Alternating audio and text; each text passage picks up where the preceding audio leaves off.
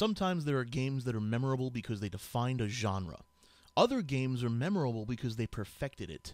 And then there are the games that take the genre, figure out what makes it difficult, and then presents the most difficult puzzle you've ever faced and dares you to solve it.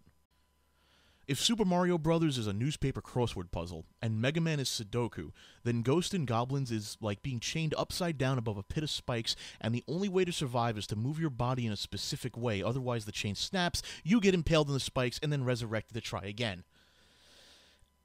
Okay, maybe they're not quite the same thing, but you get my point, right?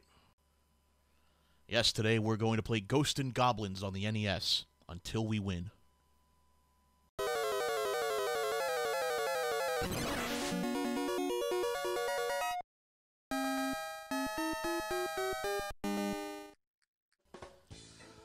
You know, there's something about this game, something not quite right. Every time I play this game, I'm reminded of the arcade version, which just seems so much easier. Well, easier is a relative term, of course.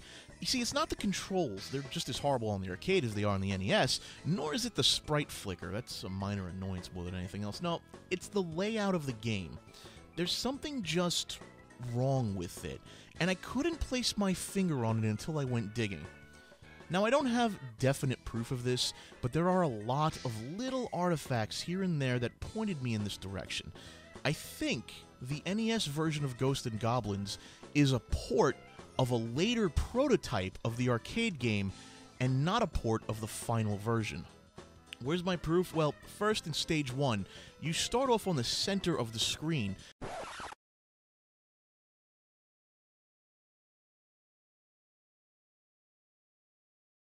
You see, in the final arcade version, you actually start just offset of center.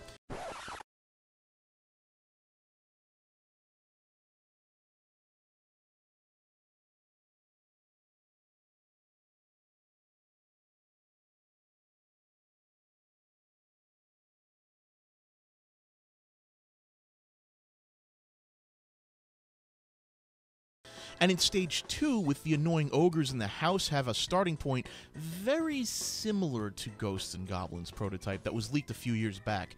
In fact, the positions and numbers of enemies are exactly the same as in the prototype, whereas in the final arcade version, it removes one of the ogres and makes the house just that much easier. In Stage 3, the Red Devils are all in their resting position. The same is true for the prototype, while in the final version, they actually all start off flying, making it harder to cheese the level. In Stage 4, when you're floating on the clouds, there's a Red Devil that's sitting on the ground below as you pass by. Now, in the prototype, the devil is centered on the ground, where in the released arcade version, he's sitting on the edge, which makes the jump slightly easier. In the NES version, he's centered on the ground. Of course, in the publicly available prototype, Stages 5 and 6 aren't finished, and Stage 6 barely has anything in it to begin with, so I can't really compare it to the NES cartridge. But if everything else is any indication, then I think we're looking at a port of one of those almost finished prototypes. Ghosts and Goblins Makai Mura in Japan was released for the arcades on September 19, 1985. Less than a year later, it would be ported to the Famicom and released on June 13, 1986, and sometime in November 1986 in America on the NES. That's less than 9 months of development cycle, and it interests me. How do you port a nearly complete version of the arcade game to the technologically inferior Famicom in only 9 months, which requires a complete code and graphics rewrite and redrawing? I don't think it's inconceivable that Capcom could have started porting the game much earlier in the development cycle of Ghosts and Goblins. While I don't have any direct information about when the porting process started, I'm willing to bet that Micronix, the company who was tasked with porting it, got started a lot earlier than September 19, 1985. So, there's my proof. It's not the best proof in the world, but given the slight differences in starting positions and enemy placement, I think the NES version of Ghosts and Goblins is a late-stage prototype of the final arcade version. Why does this matter at all? Well, if you've played the leaked prototype, then you know how much more difficult the enemy placement makes the game. Well, the part of the game you can actually play, that is. So this is probably the single hardest version of Ghosts and Goblins franchise that you're going to get. Oh, and they were going to include a difficulty modifier as well. At least, I think they were. It's fully coded and functional, just not accessible. Check out memory address AA. It's a 0, right? Well, you can flip that to any value between 0 and 4 to change the difficulty, ranging from normal to expert. Yeah, you know what? At some point, I think Micronix was going to release Ghosts and Goblins as a Play Choice 10 game. Hey, they did a port of 1942 for Capcom to the NES, which was also released as a Play Choice 10 product, so it's not out of the realm of possibilities. I am glad they didn't, though. The original arcade game's Dip Switch 2A only had 2 switches for difficulty, switches 2 and 3. That means you could have 4 difficulty levels. Micronix programmed a 5th difficulty, Expert, that's nowhere to be seen in the arcade version. That being said, I'm not touching the difficulty modifier for this one. The game's hard enough on its own and doesn't very well need me to muck about with the code to give it more of an advantage. So, let's actually talk about beating this game. You play as Arthur, who takes his princess, whom I'll call Princess Snickerdoodle since the game doesn't name her, out on a date in a haunted cemetery. Well, if that sounds like a terrible idea to you, you'd be right, because Satan, yes, that's supposed to be Satan, jumps out of the skies, kidnaps Princess Snickerdoodle, leaving you to go save her. You have a variety of weapons at your disposal to take care of the situation with, and they all suck, except for the dagger. Once you get the dagger, don't let go of it, until much later, but we'll get to that. If you don't have the dagger, your next best option is the javelin. It's fast and has an average amount of damage. After that, the torch, the shield, and finally, the axe. Don't ever take the axe. I'm warning you, you'll regret it. There are a whole bunch of enemies in this game, so let's get to it. Zombies are the basic enemy you'll find in the first part of the game. They'll spawn in groups of 3 and sometimes carry around pots that have items in them. They're really easy, and I don't know what to say about them. Kill them. Quickly. Plants are annoying in the first few levels, and then they just sort of disappear. They occasionally spit a fireball at you, but unless you end up in a really weird situation, they're not going to present much of a challenge.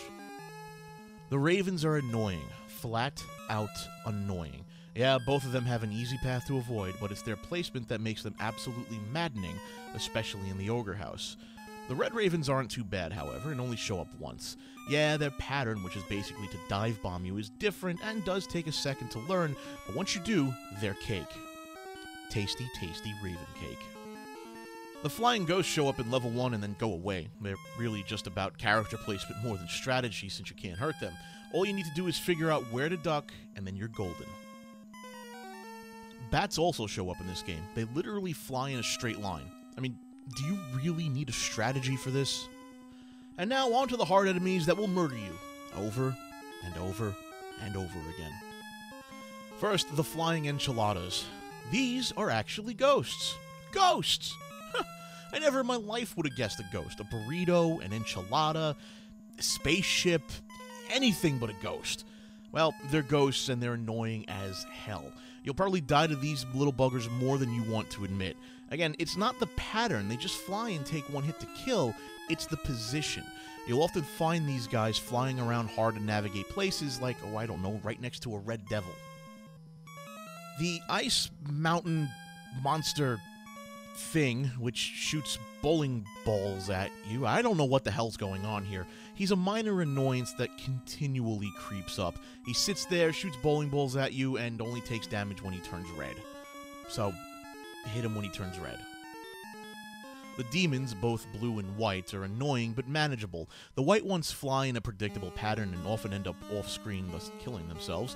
They're not too hard to deal with and often show up well in advance of you jumping into them. The blue demons, on the other hand, can be annoying. They like to show up on the bridge in the final level and fly in a zigzag pattern. The second time they show up, they'll be carrying fireballs to throw at you, making them twice as annoying. One shot, though, and they're history. Big ogres show up in the second level when you're trying to pass through the house, and will show up again later in the game. They have the annoying habit of standing on the ladder you want to climb up and throwing spiked balls at your head. These guys require some strategy because their walk pattern is based on your position. If you walk under them, they'll adjust their walk pattern to go in the direction that you moved. So, when you're trying to get up to their level and kill them, you basically need to wait.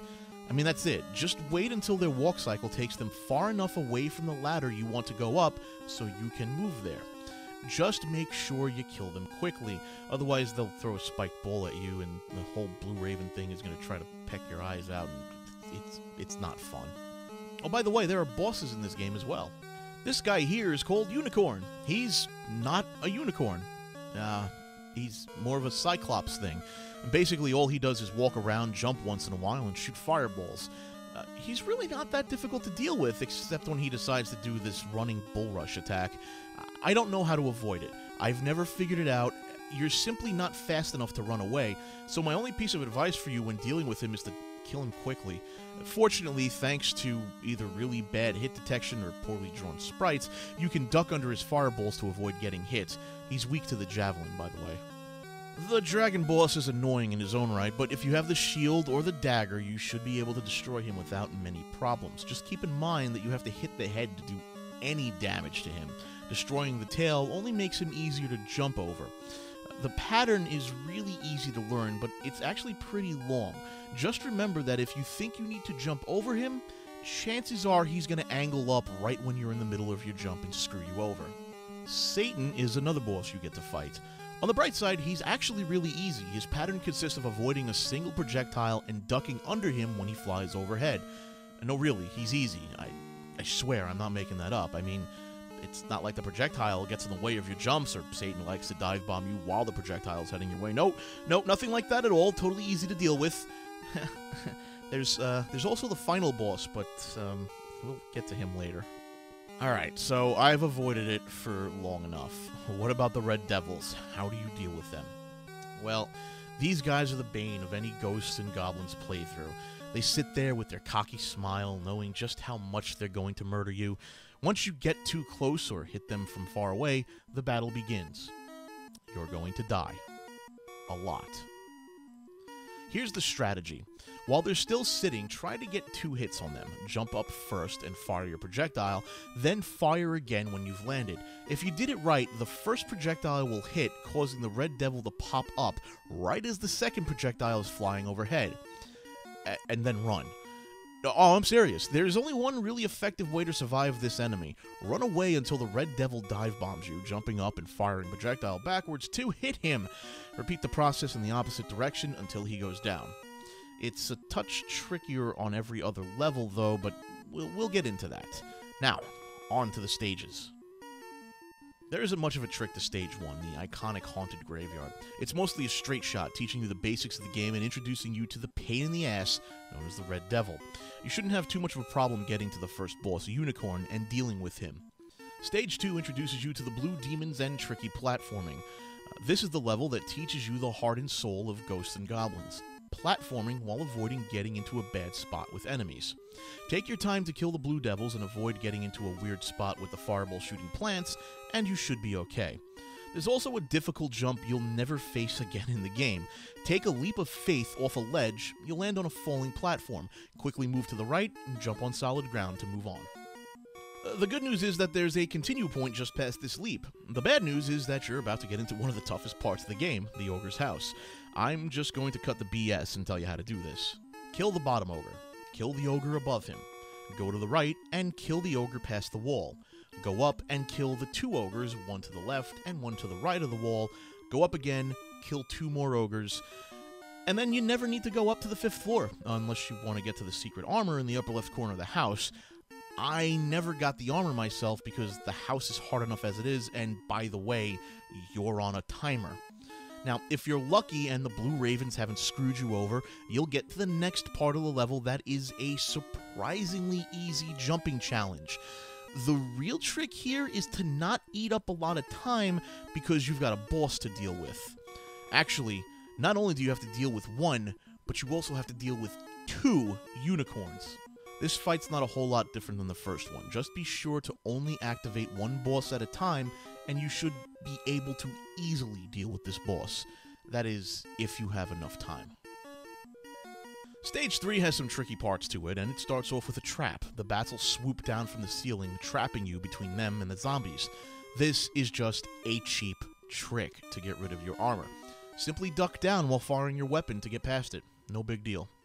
The yellow section of the stage isn't too difficult from here on out, but when you hit the blue section, oh boy. There are debates about how you're supposed to get through this level. I just felt like the more direct route was the better option. You're going to face a lot of red devils here. Your best option is to clear out all the enemies on screen before activating them.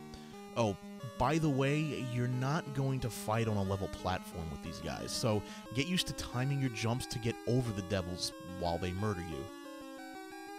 On the final red devil, you're going to find a king statue. Don't take it. It's actually a frog curse, which will just screw you over. Also, don't take the torch. I mean, why would you do that to yourself? The boss of this level is the dragon, which is fairly easy to handle if you've got the dagger from earlier in the level. But I mean, honestly, this boss is kinda simplistic. He's not that hard, so just keep at it, you'll eventually get him. Stage 4 is... I don't know.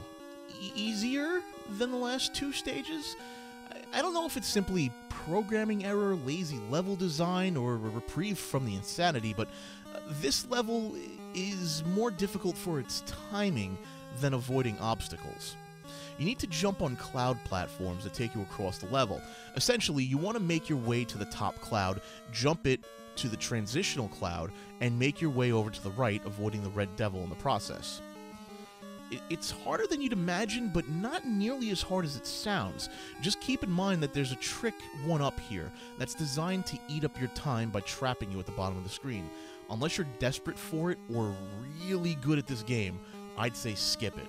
After that is the bridge, which frankly is the easiest part of the game.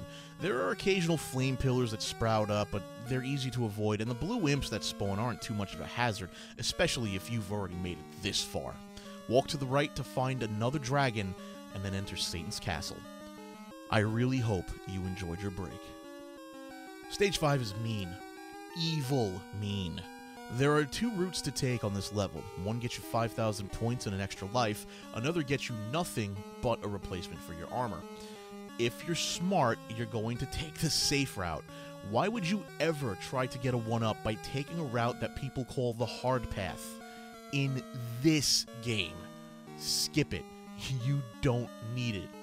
The easy path is actually pretty easy if you learned how to deal with the ogres. If you haven't, then you're screwed. Good luck. Seriously though, just go up and to the left. Avoid jumping on the clouds as much as possible until you have to take the final one to get your armor replacement. The boss of this stage is Satan, who is actually kind of a pushover. His attack pattern is super simple, it's just a matter of having the right weapon to take him down with. Stage 6 is, I think, the hardest level in what is quite possibly the hardest NES game ever released. First off, get either the lance that drops or try to get a dagger from the flying Enchiladas. You do not want any other weapon at this point. This level is almost a boss rush level. You need to kill Unicorn, kill the dragon, and then make your way up the single worst, pain-in-the-ass tower that you've got to grind your way through. There is a lot that can go wrong in this level, but it's mostly accidentally setting off the red devils in the tower. If you head too far to the left or right, you set these buggers off and then you're screwed, because there's a lot of them. The trick here is to make your way up the tower, carefully killing skeletons and ogres in your way. If you accidentally miss an ogre and hit one of the red devils, you can be sure you're going to be in a lot of pain. There's one really hard spot in this tower that almost made me cry.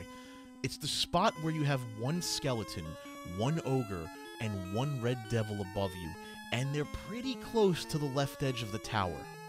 As soon as you climb up the ladder, the red devil will activate, which means you don't have enough time to climb up and attack the ogre. You also don't have enough space to jump and avoid the devil and ogre unless you want to spawn a second red devil, and you don't want to do that. The trick here I've found is to climb up just enough to activate the red devil, then climb down and deal with him alone. It's not easy. You've barely got enough time to jump over him after climbing down, but it's doable and you can beat him. Once you do that, it's only a matter of killing the ogre and the skeleton and moving on up to the boss. Oh, and don't take the axe. Even if you have the torch, don't take the axe. It's actually called the cursed axe. You know why it's cursed? Because it doesn't hurt the boss. Yeah, that axe can't be used to kill the boss, and it's sitting right there, right at the end, when you're ready to move on and take Satan. Don't do it, because I did. I also spent a good hour trying to beat the boss before giving up and starting the level again. This time around, you'll face 2 Satans. Just like with the double unicorn boss, you'll want to slowly activate one at a time to take him on. If you're good, you'll have about 2 minutes on the clock to take both of them out. I highly recommend having at least 1:30 on the clock. Otherwise, you could cut this pretty close. Finally, you'll face off against Lucifer, or Satan, I don't know, the King Demon dude. He's a pushover. In fact, he's so easy, I barely have any footage of him at all. Hit him in the head and you'll be treated to this game's next surprise. In order to get the ending, you've got to beat the game. Again. The second time through the game is only slightly harder. The enemies move a bit faster, but it's nothing you can't adapt to. Now, for the most part, I recommend having the dagger for the entire adventure. It hurts everything, it's fast, and it does a lot of damage. It's great. Right up until the game pulls this nonsense. You see that screen? That's the screen where all hope is lost. It's the screen where, when you look at it, your heart sinks and your mind goes to dark, depressing places. You get this screen after doing exactly what the game told you to do. Beat it a second time. Only it never told you that you needed the shield to actually beat the game. So unless you knew about this ahead of time, the game not only expected you to beat it twice, it expected you to beat the hardest level of the game 3 different times. Once you get the shield, though, beating the final boss is a joke. Congratulations. Enjoy your snickerdoodle.